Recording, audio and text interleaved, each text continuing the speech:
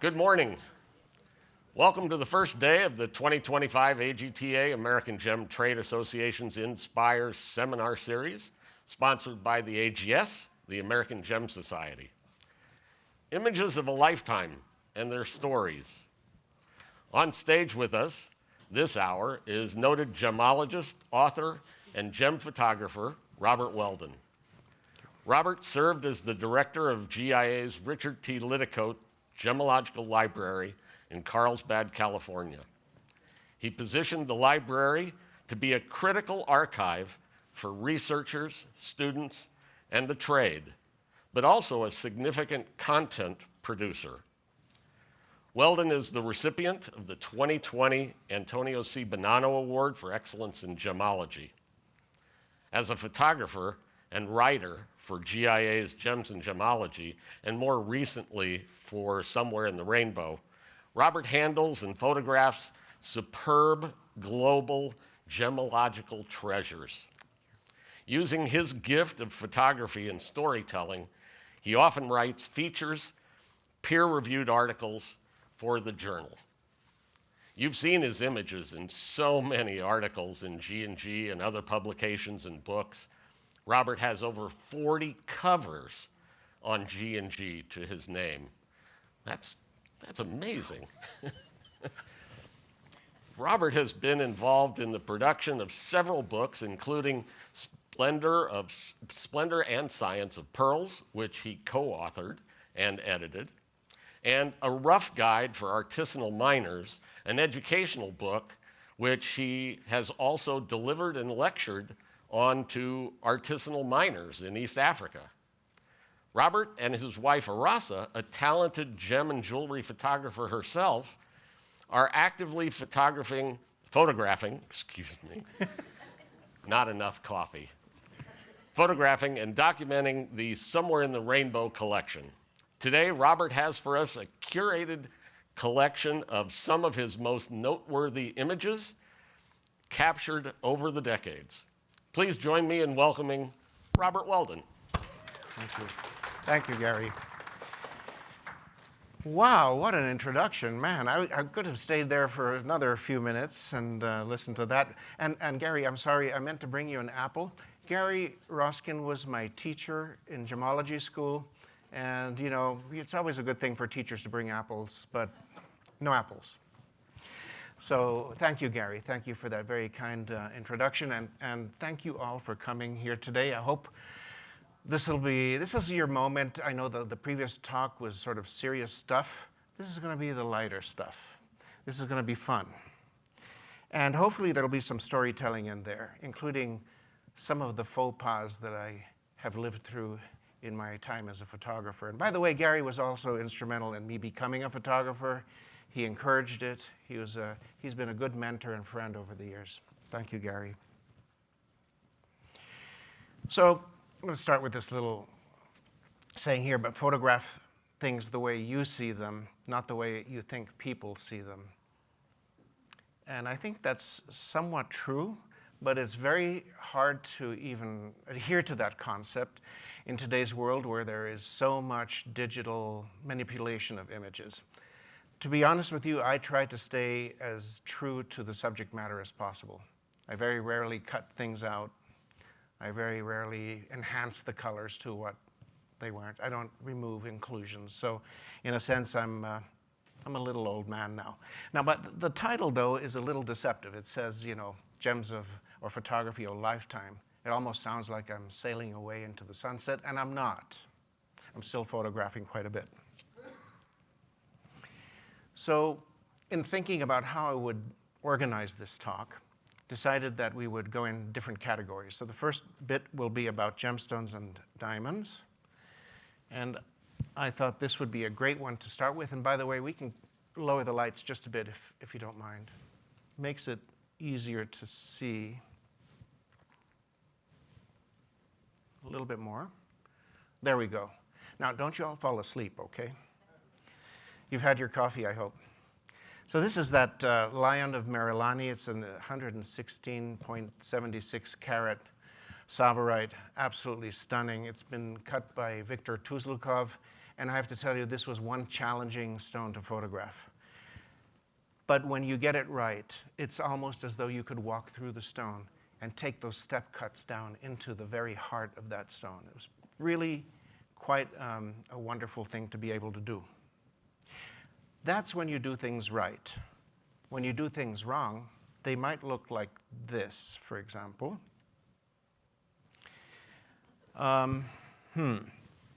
That is the Dom Pedro, probably, arguably, the most famous aquamarine in the world, 10,363 carats, now lives at the Smithsonian. And I'm sure if the Smithsonian people are here, they're going to go, Robert, why did you do that? So here's the story behind it. Evan Kaplan was repping the stone. This is a Bernd Munsteiner cut. Enormously valuable. And Evan always does this. He says, hey, come over here. Let me show you something in my booth. And I was a reporter for JCK in those days. So I walked over, and he opens this thing. It looked like a little coffin.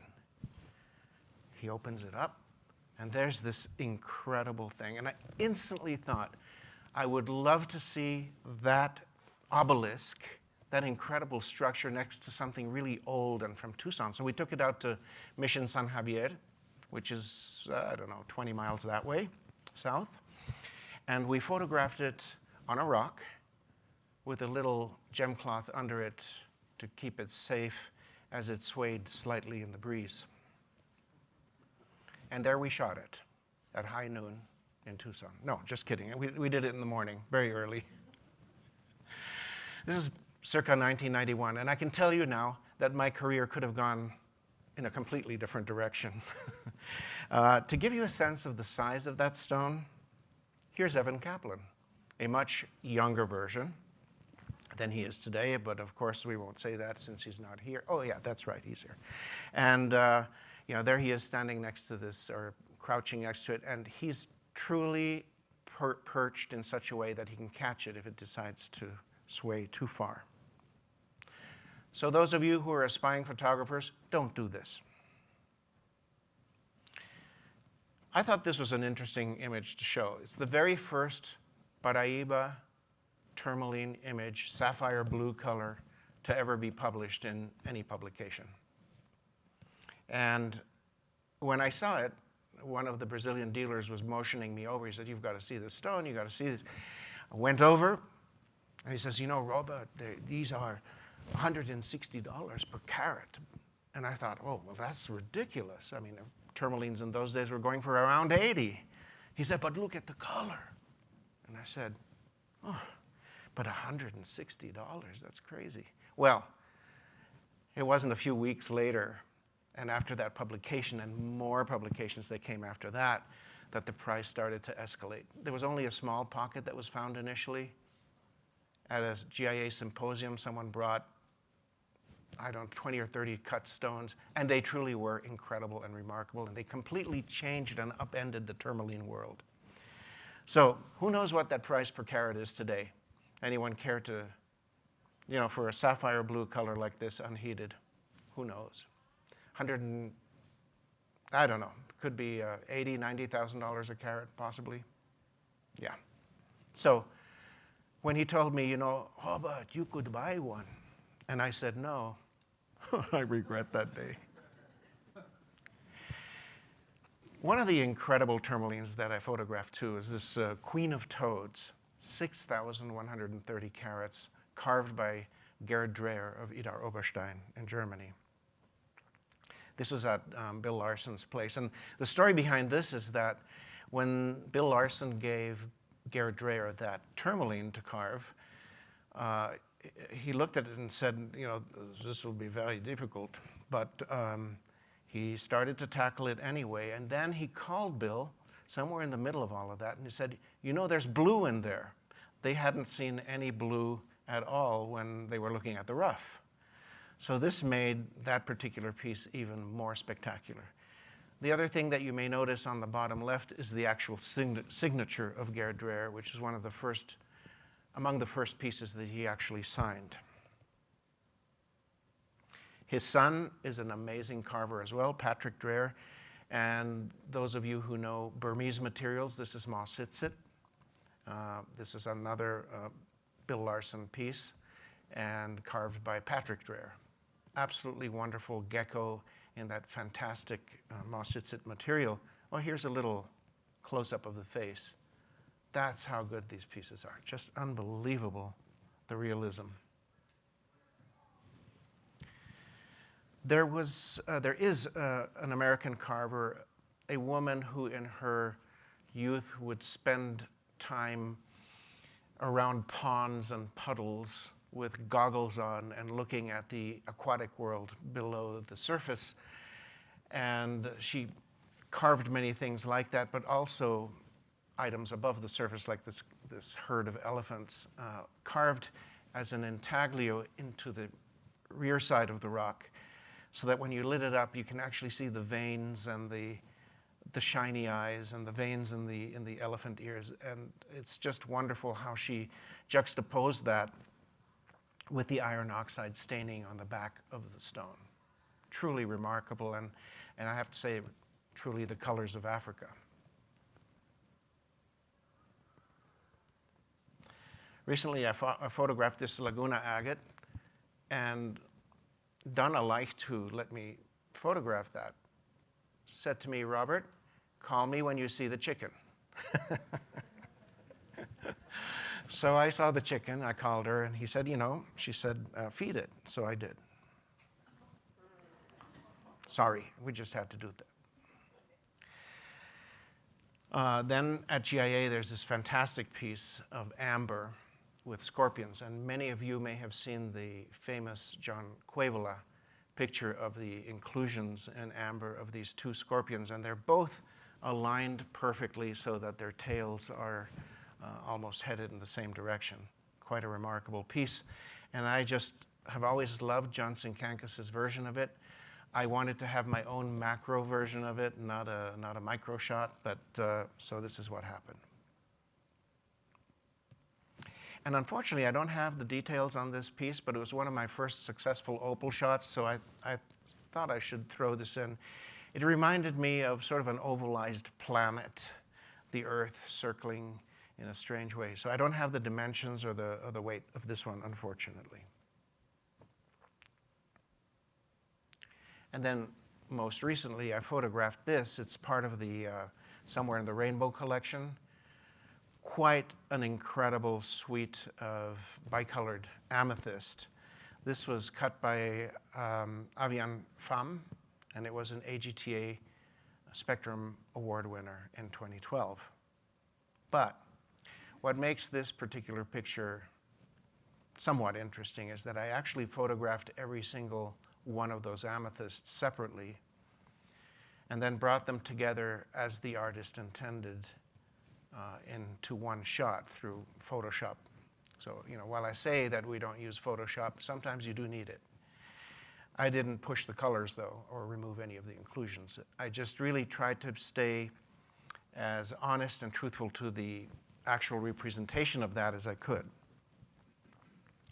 This is one stone, both in daylight and incandescent light. This is a reverse kind of action from these zircons from Myanmar. They're sort of violet in daylight, which is different from what we think of in other color change stones like garnets and alexandrite. And they're sort of more of a blue-green and incandescent light, so a reverse way of the color. About 10 years ago, I had this incredible opportunity to go to London and document and work on an article for Gems and Gemology on the Cheapside Hoard.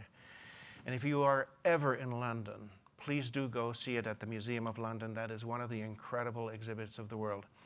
This, believe it or not, is a watch that someone wore, the movement carved into an emerald from Colombia. And by the way, Colombian emeralds had only been discovered in the mid-1500s, 1576, I believe.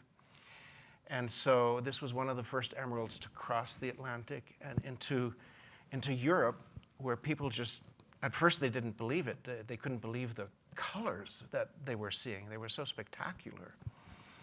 And then little by little, many of those pieces that people thought were too good to be true made their way further east and into India, and certainly were used by the Maharajas in those places. But some of them did stay. These did stay. And for their part, watches had only just been invented too. So this is truly a combination of sort of a confluence of forces, the invention of watches, the discovery of emeralds in South America, and this incredible, incredible material that came out of Colombia. And then you have that little salamander there just below it, also in emerald. It has a fantastic enamel backing, and if you ever get a chance to see this, it's really quite something.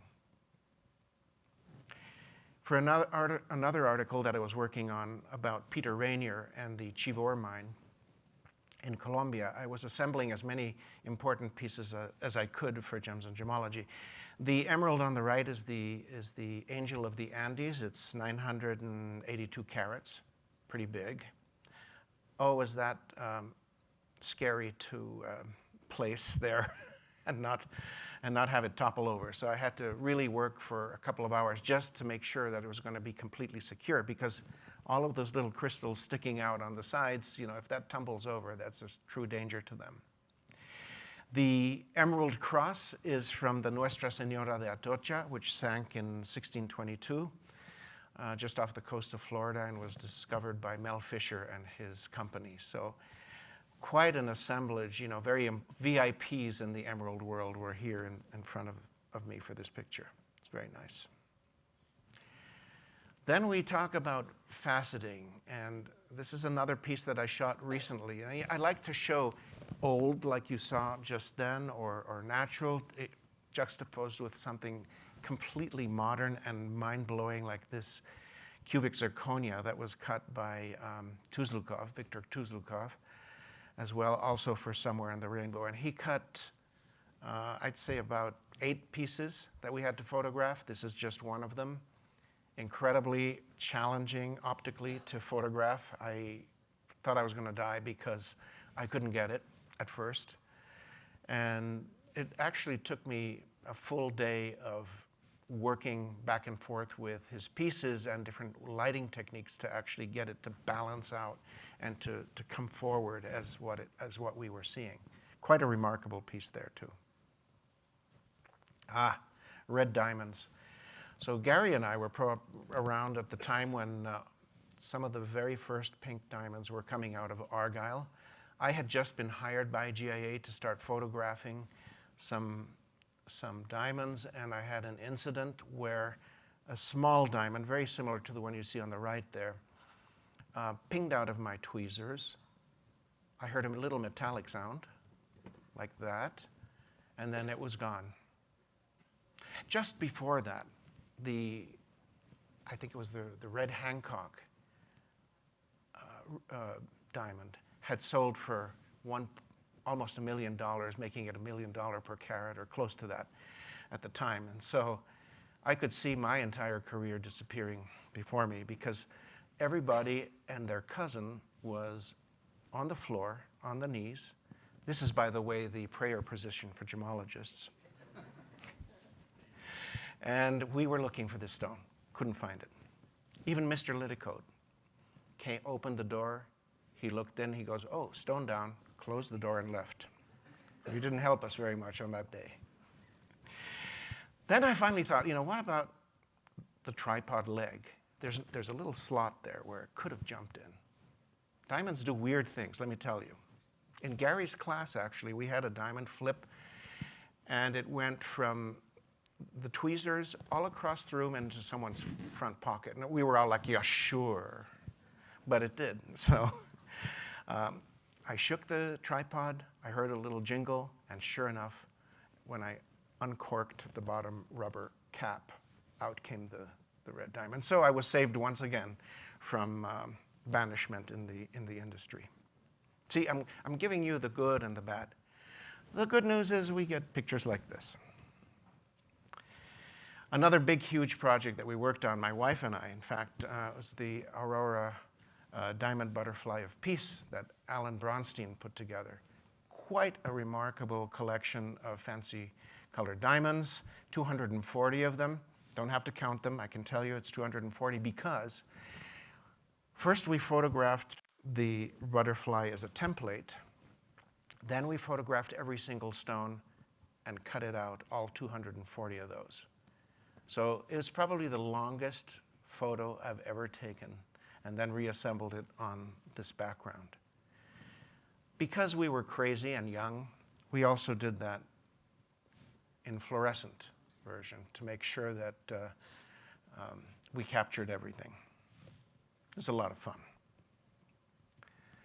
I had a chance with Gary to photograph the Hope Diamond. And Gary, if I had that apple, I'd take it back right now because we were at the Smithsonian together. I was waiting for Gary to be done with photographing the Hope. I was going crazy. I had 2 armed guards next to me. And finally, Jeff Post, who was there then, he said, oh, by the way, Robert, you've got about 10 minutes to do this. So I pretty much wrenched it from Gary's hands because I had to, and took the picture. And these armed guards were just like right next to me.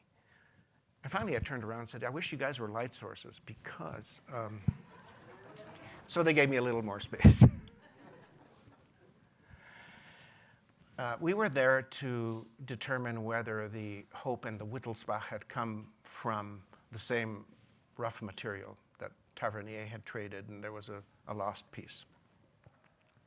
So photographically and looking at them side by side, you could certainly say, it sure looks like it, doesn't it? But ultimately, the scientists decided that was not the case, because among the many tests that we did was this phosphorescence test, and the fall-off was completely different from the different stones. So the Wittelsbach had a much more bright disposition, and the Hope also had this sort of strange sort of shadow in the middle of the stone to the left. And that's me holding them. I don't think that could ever be done again. Gabriela Farfan, are you here? Yeah, she's not. She would say, no, Mr. Weldon, you cannot hold those stones.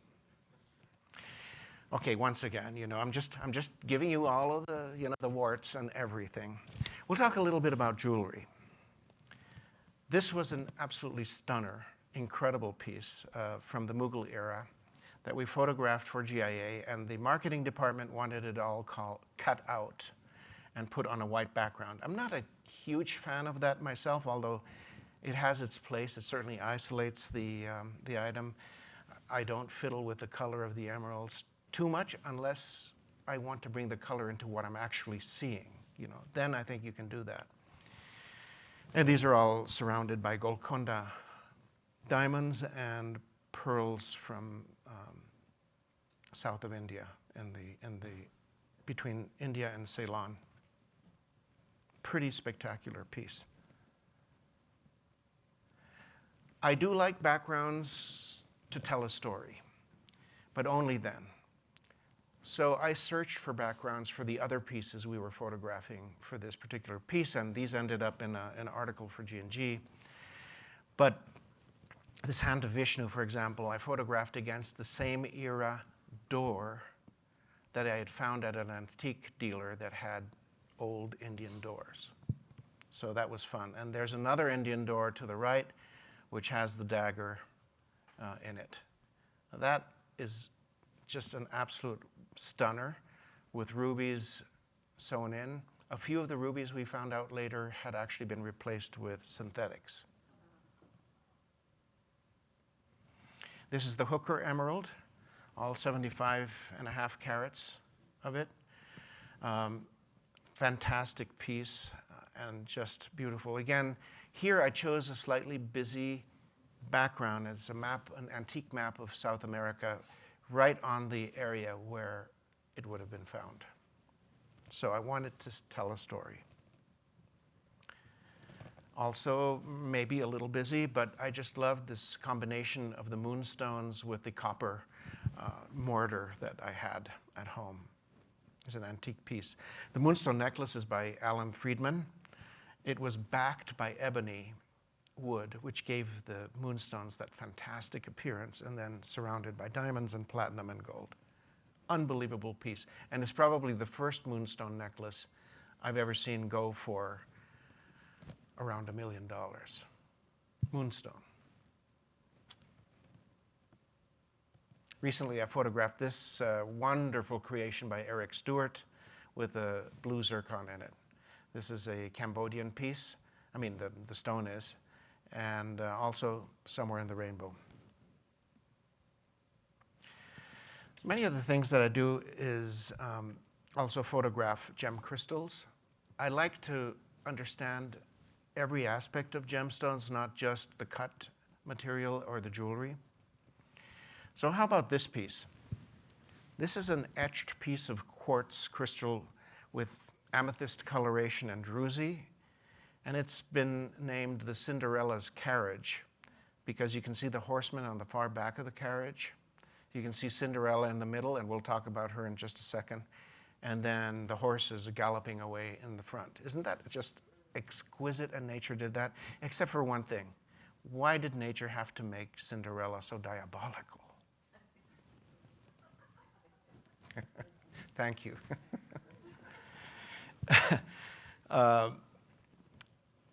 This was also fun because I was in Burma, I was in Mogok, I was in one of the pagodas, and I saw this fantastic mural painting, all gold leaf with black ink, and I photographed the detail of it. And then later, without intending it to be this way, we decided to print that out and actually photograph these peridot from Burma right on the picture. So that was also a situation where you could tell a story with it. Ended up as a cover for G&G. This is the Hickson ruby, 196, almost 200 carats. Very famous piece that resides at the LA County Museum of Natural History. The challenge here for me was that the Van Pelts, Harold and Erica Van Pelts, fabulous photographers, really the pioneers, and for all of us, sort of the guiding light for all of us photographers.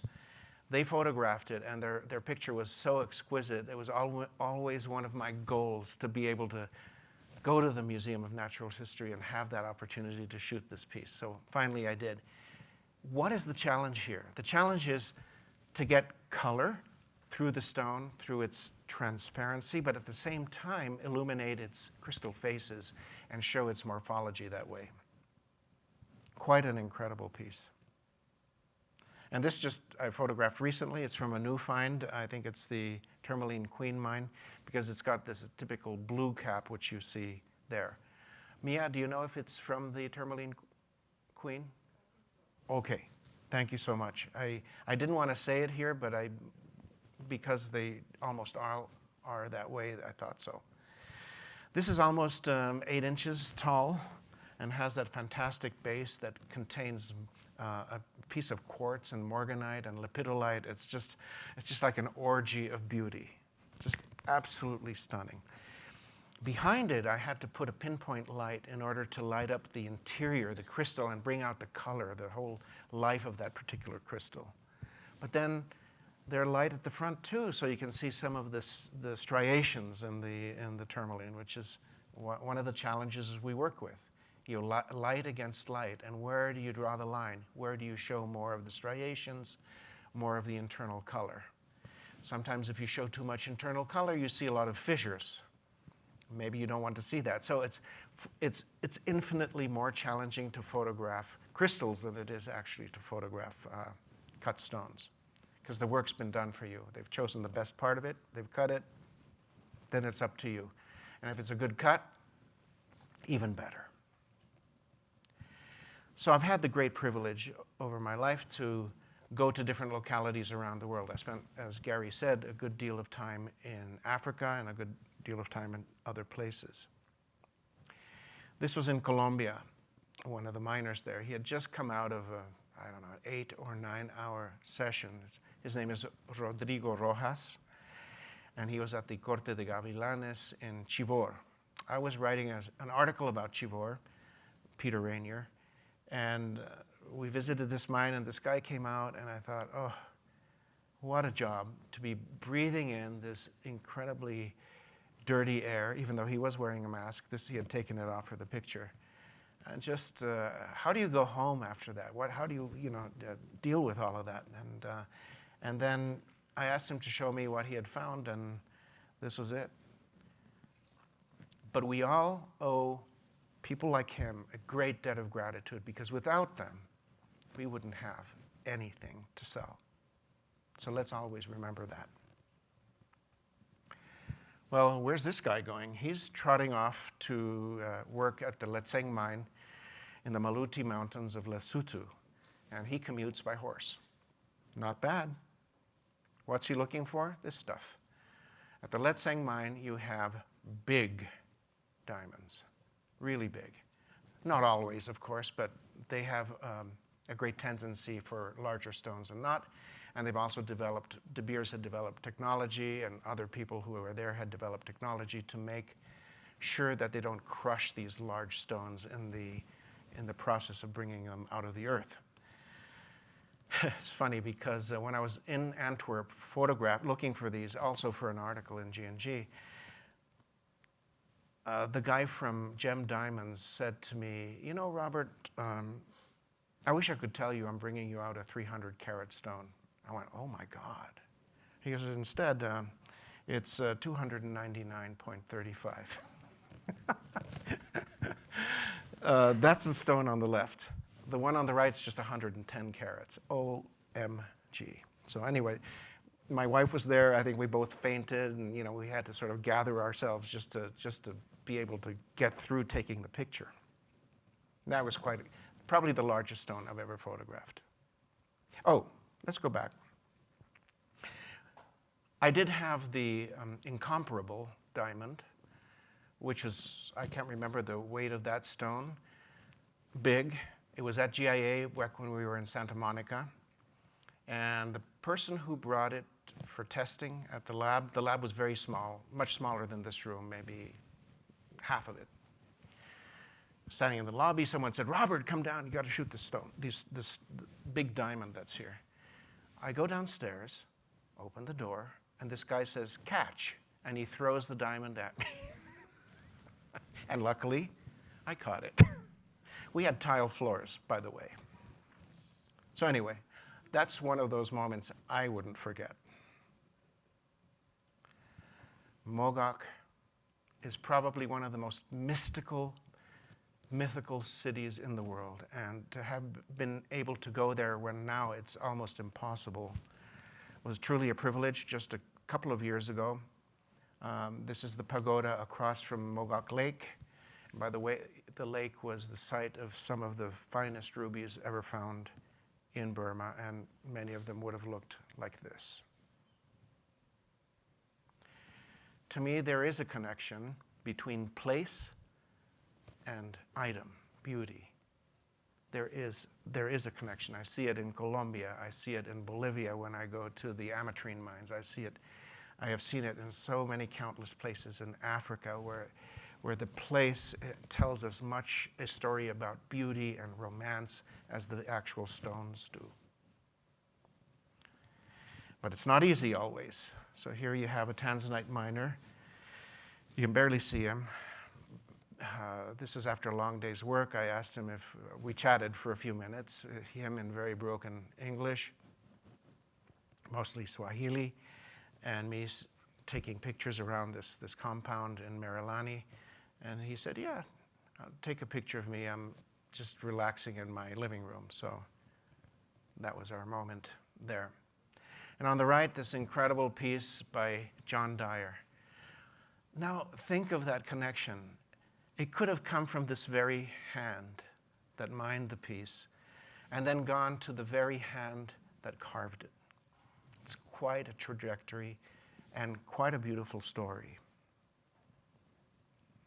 This was the Scorpion mine, where much of the Savarite in Kenya comes from. I met Campbell Bridges in the I would say, mid-90s. I went out there when I was working for JCK, hung out with him. He showed me the mine and all of the operations there, and it was spectacular. Since his passing, his son and others have built this secondary tree house in the very mine itself. Now, I can remember the original tree house, which now apparently is quite in shambles. And Campbell always had this funny way of treating his guests. We went out to the place where the treehouse was, and he said, "Okay, you climb up first." And there was a reason for that. Apparently there was an adder, a puff adder, that lived somewhere along the midways, and had it bitten me, then he would have been saved, but not me. Anyway, he said, "No, you seem to be okay." Once we got to this ground floor platform, I looked out on these incredible plains of Africa, and the sun was just peeking over the horizon, and there were some giraffes that were loping away in the distance, and he said to me then, he said, now you have the true feel of Africa." This was in Bolivia. This was in a geode, inside the earth, probably, I don't know how many, 300 meters down. But can you imagine? You go down there and you're inside of an entire geode of ametrine. The owner of the mine, Ramiro Ribeiro, said to me back then, he said, "We're not going to destroy it. It's too important to keep this intact, even though there's a lot of value in here, because I think it's going to help us also sell the ametrine, because it's such a spectacular place." That was one of the most difficult pictures I've ever taken. The engineer climbed into this tiny little crevice inside of that entire geode, and there was a flash unit that I could discharge from my camera, so I had my camera at a distance. I asked him to hold the flash unit at a certain angle. I took the picture, the flash discharged, and pure luck, we got him illuminated so perfectly inside of that crevice.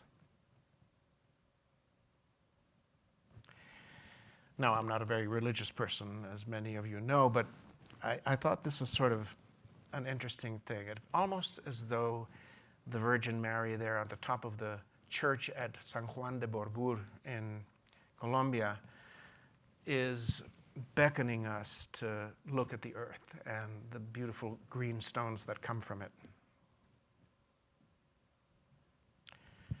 That is an aerial view by helicopter of Muzo.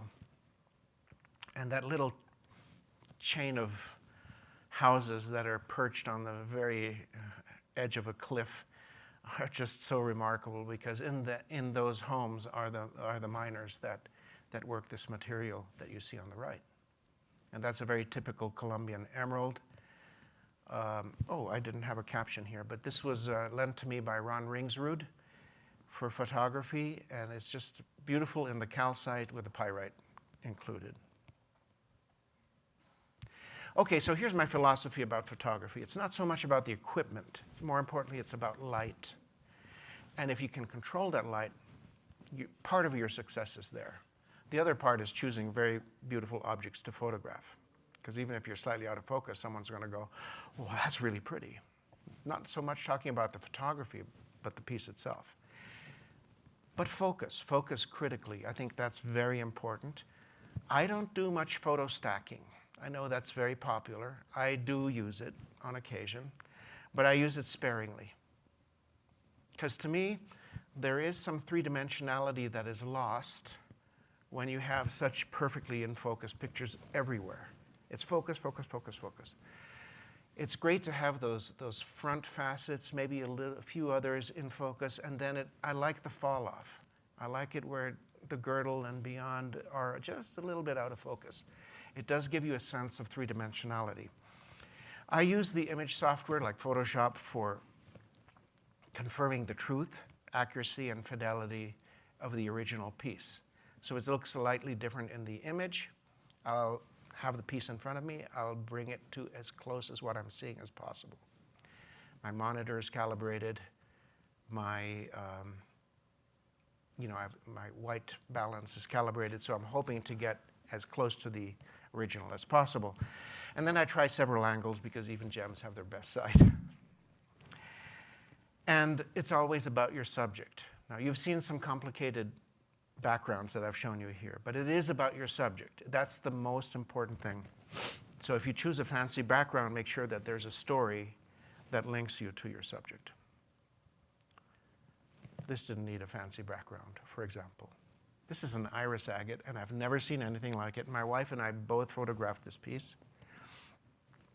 It is courtesy of Mike Bowers. Okay, and then here's an iris quartz from Brazil. It's also a carving of a deity in quartz, and I was photographing it. But as I moved the stone around or the light, I saw this interesting optical phenomenon occurring. And here it is. There was a beautiful fissure in the back. And I don't know how the guy carved it, honestly, or woman. I have no idea. Without completely breaking that piece, because the iris quartz surrounds the deity perfectly. It was just remarkable to see, and even the owner didn't tell me that that was there. I actually discovered it by pure accident. So sometimes it's about moving your lights around and really checking things out. Okay, you're in Tucson. You may come upon an unremarkable stone, but sometimes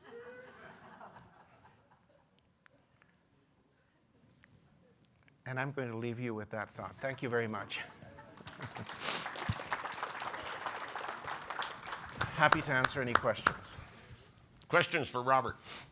Yes, go ahead. Martin. It's interesting. I had the opportunity on a couple occasions to see the Hope. Once when it was kind of way back in the files of the gem exhibit, and then when it was in its new position now.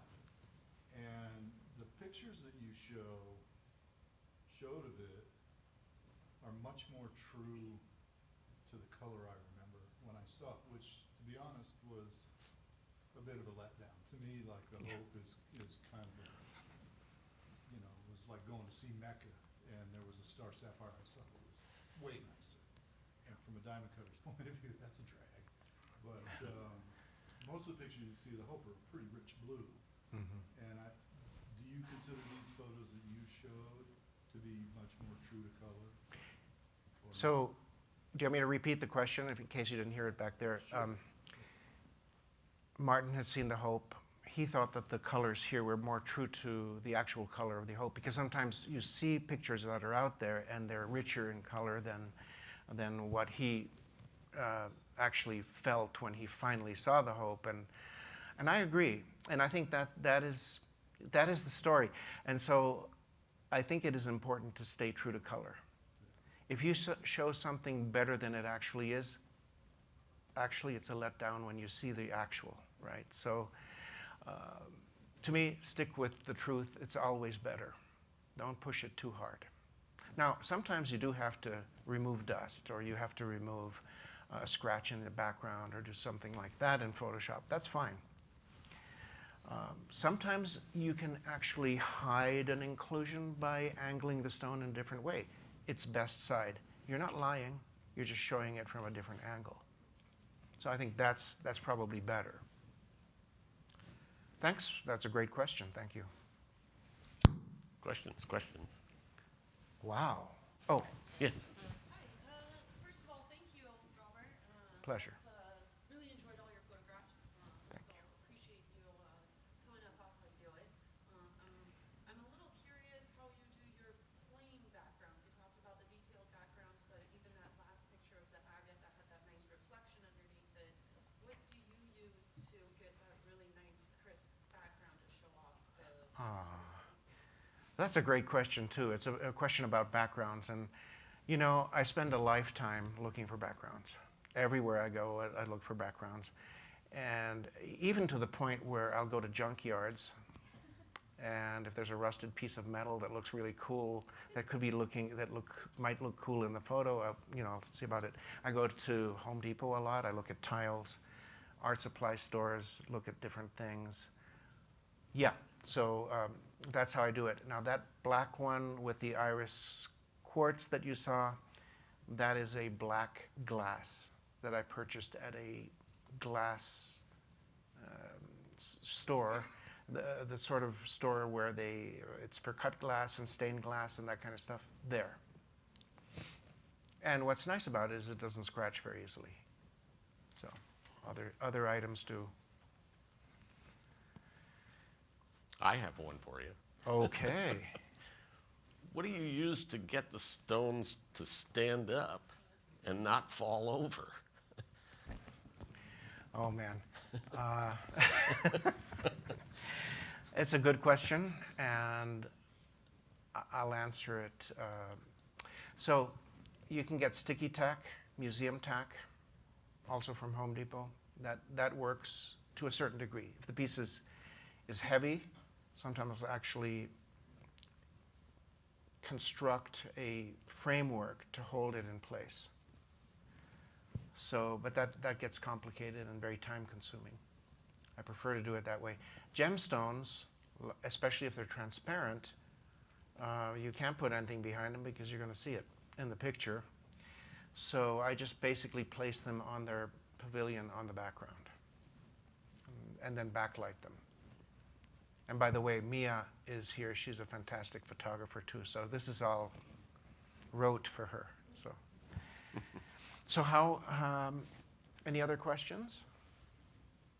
Wow, did I answer everything just by speaking? Oh, there's one question right here. What's your photography background?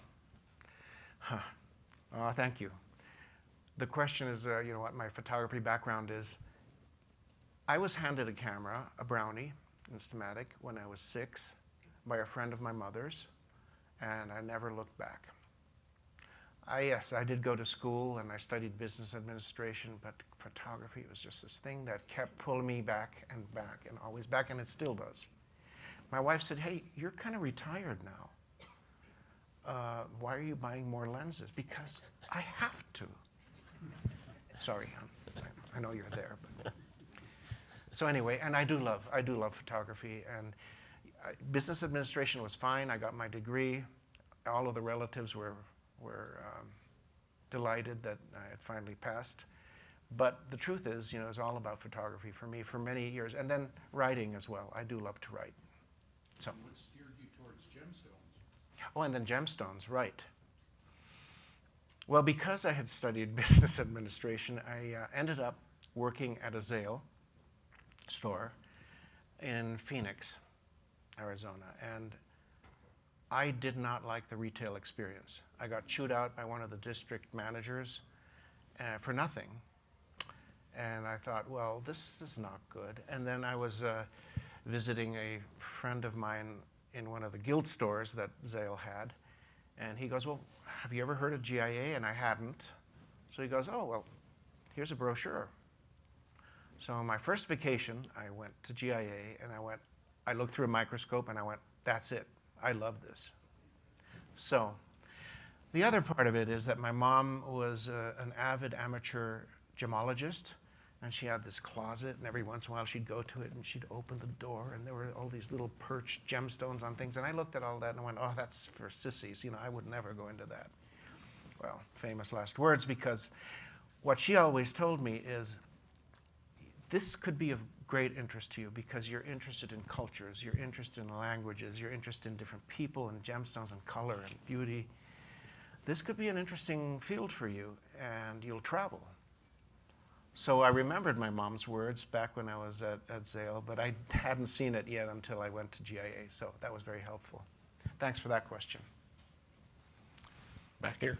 Yeah, hi. I know you're very good at photographing opals, and opals are very different than faceted stones and just camera shots. So it just would be interesting to hear a little bit on how you handle opals to get all those different colors out. Sure. Opals are the most challenging, well, not the most challenging, but among the most challenging gemstones to photograph.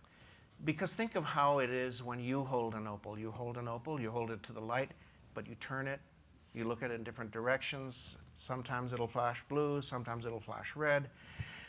the photographer has to decide where to go with that, where to have that one two-dimensional view of that stone, capturing as much of the essence of it as possible.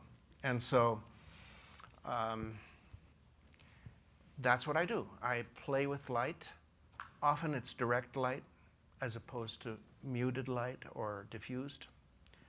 It's like those spotlights on me right now, just like that. The only thing is that you sometimes get little spots of light in the surface, especially if it's a cabochon and it's shiny and it's well polished, you'll get those little dots of light. Now ask me if I care about those. I don't.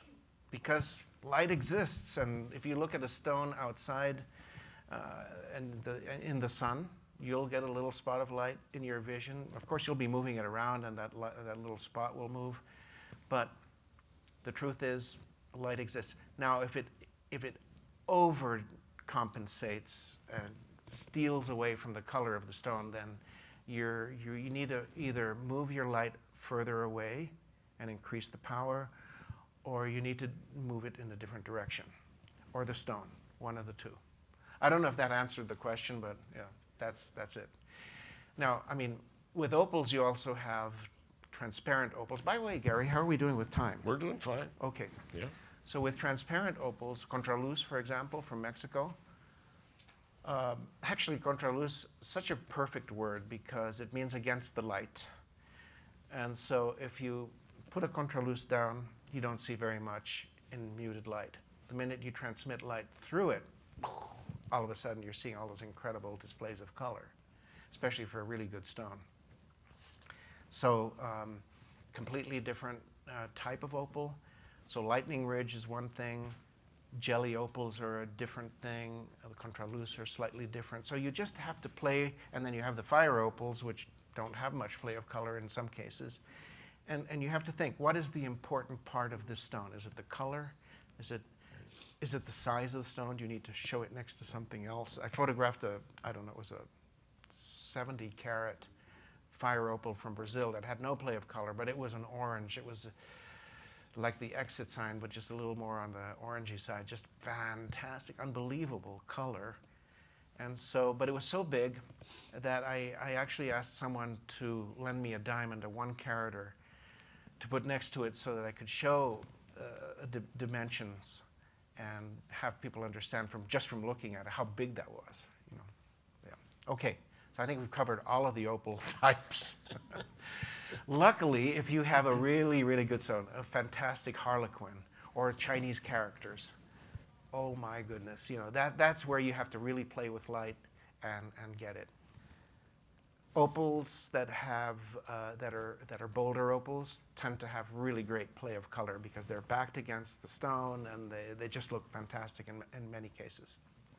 All right, so I think we've covered opals. Thanks so much for that question. More questions? Yeah. Yeah. Actually, I have a similar question. Just like opals, you need lights coming from the direction of the camera. But I saw you have a picture of the iris agate, which needs a kind of spotlight from the background. And I found it really hard to get the whole rainbow, the ring of rainbow showing in one picture. Would you prefer to do it like separately, playing with the light and shoot many pictures and photograph them together, or you would rather have just keep trying and just have one place and get it like as Wow. as you can?